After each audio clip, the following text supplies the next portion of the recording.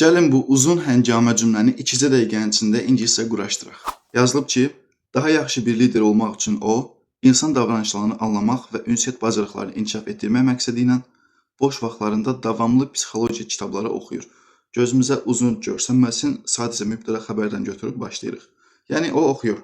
He reads. O nə oxuyur? Kitablar oxuyur. He reads books. Bir sonraki səviyyədə daha bir detal əlavə eləyək ki, o psixologiya kitabları oxuyur. Yəni he reads psychology books. Bu sözü psychology deyə tələffüz eləyəcəyik. Yazıldığı kimi psychology yox.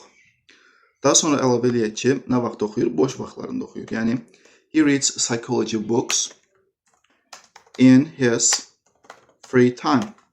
Okay. Nə üçün oxuyur?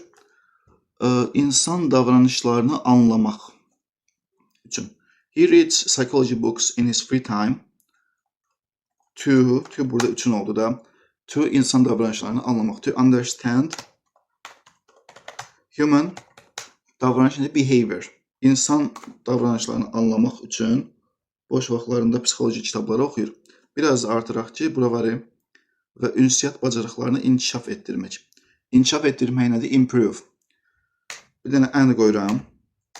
And improve ünsiyyət bacarıqları, yəni communication skills. And improve his, yəni özünün communication skills. Communication. Bura kimi oldu. Sadəcə bir detalını da əlavə etməliyik ki, daha yaxşı bir lider olmaq üçün. Olmaq nədir? Become. To become a better leader. To become a better leader olduğuna daha yaxşı lider olmaq üçün. 5-ci leveldə buraya yapışdırım ki, to become a better leader, he reads psychology books in his free time to understand human behavior and improve his communication skills. Bura bir dənə də and qoyuram. Yerdə qalan siz kommentə yazın, yoxlayacağım.